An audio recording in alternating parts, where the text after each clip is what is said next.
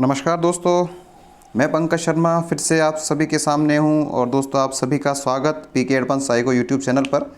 जो विद्यार्थी नए हैं चैनल को सब्सक्राइब कर लें। चलिए दोस्तों स्टार्ट करते हैं अपनी क्लास को। देखिए दोस्तों, एनसीईआरटी पुस्तकों के द्वारा मनोविज्ञान का अध्ययन इस क्लास में इस चैनल पर कराया जाता है। आज हम दोस्तों आधुनिक जो मनोविज्ञान के विकास की कुछ रोचक घटनाएं हैं दोस्तों, उनकी हम चर्चा करेंगे जो एग्जाम में प्राय दोस्तों पूछ ली जाती हैं। चलिए दोस्तों स्टार्ट करते हैं अपनी क्लास को।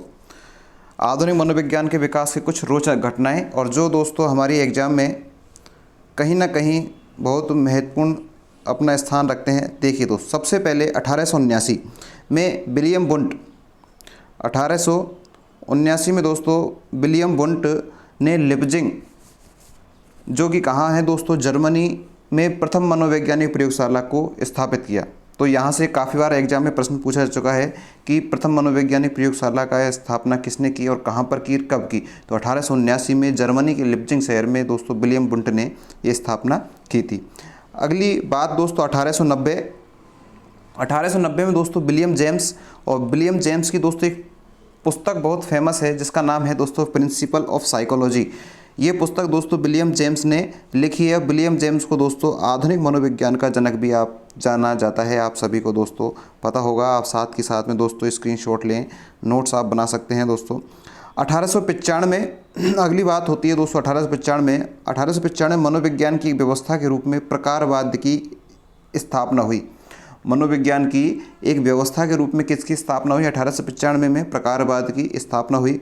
1900 में दोस्तों सिगमंड फ्रायड ने दोस्तों मनोविश्लेषणवाद का विकास किया। कब दोस्तों? 1900 में। दोस्तों ये हम जो विषय पढ़ रहे हैं एनसीईआरटी की पुस्तक से पढ़ रहे हैं, तो यहाँ किसी प्रकार की कोई आपको गलती नहीं मिलेगी। जो कुछ यहाँ दिया गया है वह आरपीएससी द्वारा मान्य होता है और 12th क्लास के लिए भी दोस्तों यह बहुत उपयोगी है। आगे दोस्तों हम बात करते हैं 1904 में दोस्तों आए थे इवान पावलोव। इनका पूरा नाम दोस्तों इवान पेत्रोविच पावलोव है। ईपी पावलोव इन्हें कहते हैं। को नोबेल पुरस्कार मिला था दोस्तों पाचन व्यवस्था के कार्य के लिए। किसको दोस्तों? 1904 में पावलोव को नोबेल पुरस्कार मिला। ये एग्जाम में प्रश्न पूछा गया हुआ है दोस्तों। पावलोव को नोबेल पुरस्कार कब मिला? 1904 में। और दोस्तों किस उपलक्ष्य में मिला दोस्तों? ये पाचन व्यवस्था पर इन्होंने कार्य किया। चिकित्सक थे दोस्तों पेशे से। ये आधुनिक क्रियाओं के विकास के सिद्धांत को दोस्तों समझा सका। अर्थात इन्होंने दोस्तों, आपको पता होगा पावलोव ने अनुकूलित अनुक्रिया का सिद्धांत दिया था, कुत्ते पर इन्होंने प्रयोग किया था। तो आपको ध्यान रखना है ये चीज़ें पावलोव से संबंधित। आगे बात करते हैं दोस्तों 1905, और बहुत ज़्यादा फेमस है दोस्तों 1905 तो, क्योंकि दोस्तों 1905 में विनय साइमन बुद्धि परीक्षण किया गया था। 1905 में विनय और साइमन ने साथ में मिलकर दोस्तों बुद्धि परीक्षण किया है। 1905 में प्रश्न पूछा जा चुका है यहाँ से भी। 1916 की बात करूँ मैं, कलकत्ता विश्वविद्यालय में मनोविज्ञान का प्रथम विभाग खुला। 1916 में भारत में कलकत्ता विश्वविद्यालय में मनोविज्ञान का प्रथम विभाग खुला है दोस्तों 1916 में। और 1920 में क्या हुआ दोस्तों?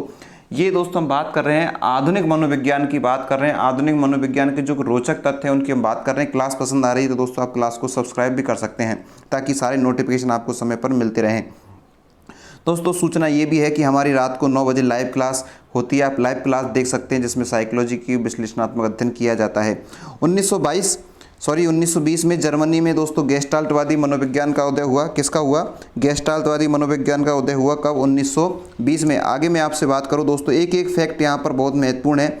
1922 में मनोविज्ञान को इंडियन साइंस कांग्रेस एसोसिएशन में सम्मिलित किया गया। 1922 में मनोविज्ञान को कहाँ पर सम्मिलित किया गया? इंडियन साइंस कांग्रेस एसोसिएशन में मनोविज्ञान को शामिल कर लिया मित्रों 1922 में। 1924 में क्या हुआ? भारतीय मनोवैज्ञानिक एसोसिएशन की स्थापना हुई। कब हुई दोस्तों? प्रश्न आपसे पूछा जा सकता है कि भारतीय मनोवैज्ञानिक एसोसिएशन की स्थापना कब हुई? 1924 में हुई। 1924 में ही एक महत्वपूर्ण मनोवैज्ञानिक जॉन वॉटसन, जिनका पूरा नाम जॉन ब्रॉडम वॉटसन है दोस्तों, जॉन ब्रॉडम वॉटसन ने व्यवहारवाद पुस्तक लिखी जिसमें व्यवहारवाद की नींव पड़ी। अर्थात आपको पता है वॉटसन व्यवहारवाद के जनक कहलाते हैं और इन्होंने एक पुस्तक लिखी जिनका नाम दोस्तों क्या है?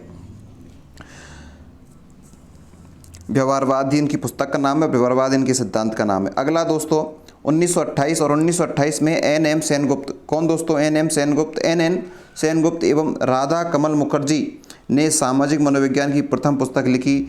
दोस्तों कहाँ पर? लंदन, पुस्तक का नाम क्या है? लंदन, एलन और अनविन। पुस्तक का नाम आपको ध्यान रखना है, लंदन, एलन और अनविन। ये पुस्तक दोस्तों एन सेनगुप्त एवं राधा कमल मुखर्जी ने संयुक्त रूप से दोस्तों सामाजिक मनोविज्ञान की प्रथम पुस्तक इसको माना था और लिखा ही इन्होंने था। 1949 में देखिए दोस्तों, 1949 में क्या होता है? 1949 में defence science organisation of India में मनोवैज्ञानिक शोध खंड की स्थापना हुई। ये सब आधुनिक की बात कर रहे हैं। आधुनिक मनोविज्ञान में क्या प्रगति हुई है, क्या क्या कौन कौन सी संस्थाओं की स्थापना हुई, उनकी चर्चा है दोस्तों। यहाँ से आपके निश्चित रूप से प्रश्न पूछा जा सकता है, क्योंकि आपका जो पेपर बनता है, चाहे CTET हो, चाहे रीट हो, चाहे MP टेट हो, चाहे UP टेट हो, या अदर किसी भी स्टेट की कोई टेट हो, सेकंड ग्रेड हो, फर्स्ट ग्रेड हो, हमसे यहाँ से प्रश्न बन सकता है, क्योंकि दोस्तों प्रश्न NCERT पुस्तकों से ही बनाए जाते हैं। हमारी जो अन्य किताबें हैं वो भी NCERT से संबंधित होती हैं। अगला 1951 की मैं बात करूँ, 1951 में दोस्तों मानववादी मनोवैज्ञानिक कौन किसे कहा जाता है दोस्तों? मानववादी मनोवैज्ञानिक कार्ल रोजर्स को मानववादी मनोवैज्ञानिक कहा जाता है, ने रोगी केंद्रित चिकित्सा प्रकाशित की। दोस्तों मानववादी मनोवैज्ञानिक कार्ल रोजर्स ने क्या प्रकाशित की? रोगी केंद्रित चिकित्सा प्रकाशित की। 1953 में दोस्तों BF स्किनर आ चुके थे दोस्तों। BF स्किनर क्रिया प्रसूति सिद्धांत जिन्होंने दिया था दोस्तों, BF स्किनर ने साइंस एंड, अगले पेज पर चलते हैं, साइंस एंड ह्यूमन बिहेवियर प्रकाशित किया था। पुस्तक इन्होंने लिखी साइंस एंड ह्यूमन बिहेवियर, क्रिया प्रसूति सिद्धांत के जो जनक हैं दोस्तों BF स्किनर। BF स्किनर का पूरा नाम है ब्रूस फ्रेडरिक स्किनर, जिसमें व्यवहारवाद को मनोविज्ञान के एक प्रमुख उपागम के रूप में बढ़ावा मिला। 1954 में दोस्तों मानववादी मनोवैज्ञानिक अब्राहम मैस्लो, मानववादी मनोवैज्ञानिक दोस्तों प्रश्न पूछा जाता है, मानववादी मनोवैज्ञानिक किसे कहा जाता है? तो दोस्तों अब्राहम मैस्लो को मानववादी मनोवैज्ञानिक कहा जाता है, ने मोटिवेशन एंड पर्सनालिटी प्रकाशित की। पुस्तकों की चर्चा यहाँ लगातार हो रही है। मानववादी जो मनोवैज्ञानिक अब्राहम मैस्लो है, और अब्राहम मैस्लो ने दोस्तों मोटिवेशन एंड पर्सनालिटी पुस्तक प्रकाशित की। 1954 की बात करूँ मैं, 1954 में इलाहाबाद में मनोविज्ञान शाला की स्थापना हुई। कहाँ पर? 1954 में इलाहाबाद में मनोविज्ञान शाला अर्थात साइकोलॉजी लैब की स्थापना हुई 1954 में। 1955 में दोस्तों बेंगलोर में national institute of mental health and neurosciences की स्थापना हुई। कब दोस्तों? 1955 में। कहाँ पर? बेंगलोर में। किसकी स्थापना हुई? National institute of mental health and neuroscience की स्थापना हुई 1955 में। 1962 दोस्तों, क्लास पसंद आई तो क्लास को लाइक भी करें। नए जो विद्यार्थी हैं दोस्तों चैनल को सब्सक्राइब भी आप कर सकते हैं। और बहुत ही महत्वपूर्ण टॉपिक हमारा चल रहा है, NCERT पुस्तक से संबंधित हम कार्य कर रहे हैं, और वहाँ से किस तरह से प्रश्न हमारे कंपटीशन एग्जाम्स में बनते हैं उनकी हम चर्चा कर रहे हैं। साथ के साथ जो विद्यार्थी क्लास 12th के हैं उनके लिए भी ये सिलेबस में शामिल है, तो उनके लिए भी यह जो क्लास है बहुत बहुउपयोगी होने वाली है। 1962 में रांची में हॉस्पिटल फॉर मेंटल डिजीज की स्थापना हुई। कब दोस्तों? 1962 में। 1973 की मैं बात करूं, 1973 में दोस्तों कॉनराड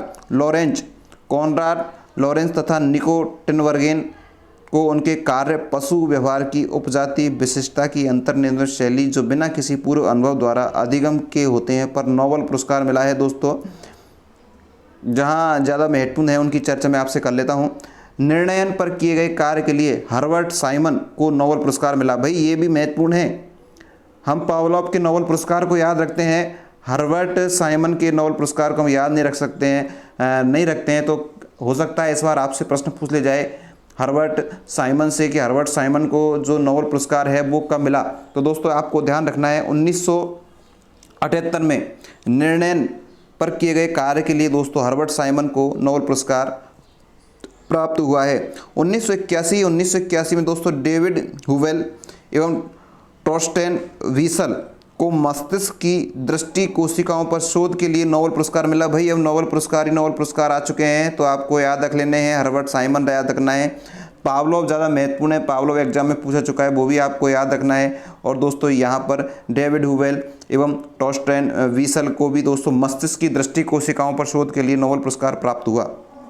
1981 की मैं बात करूं, रोजर स्पेरी को मस्तिष्क विच्छेद अनुसंधान के लिए नोबेल पुरस्कार, दोस्तों यहाँ पर भी नोबेल पुरस्कार प्राप्त हुआ है किसे, रोजर स्पेरी को 1981 में। National academy of psychology NAOP India की स्थापना हुई। दोस्तों ये महत्वपूर्ण है, इसे आपको याद रखना है। National academy of psychology NAOP short form में दोस्तों ये पूछा जाता है। NAOP की स्थापना कब हुई, 1989 में।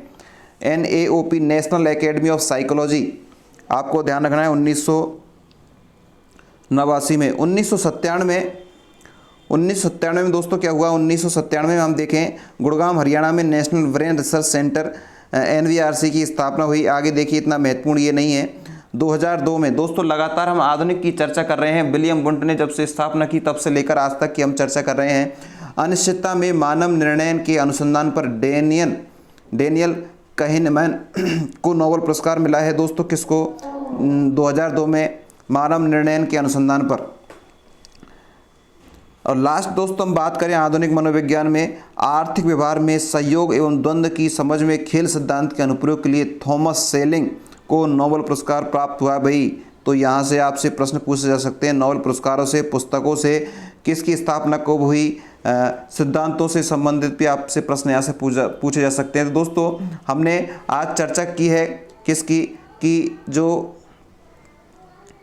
आधुनिक मनोवैज्ञानिक के कुछ विकास में रोचक कुछ घटनाएं हैं उनकी चर्चा की है। यहाँ से प्रश्न आपसे पूछे जाते हैं। NCERT पुस्तकों से यह समावेश आपका किया गया है।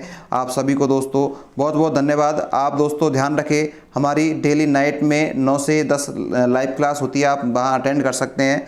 NCERT पुस्तकों से संबंधित प्रैक्टिस आपको कराई जाती है प्रश्नों की, तथा साथ ही साथ शिक्षण विधियों की क्लासें लेते हैं। आप सभी का बहुत बहुत धन्यवाद। Thank you.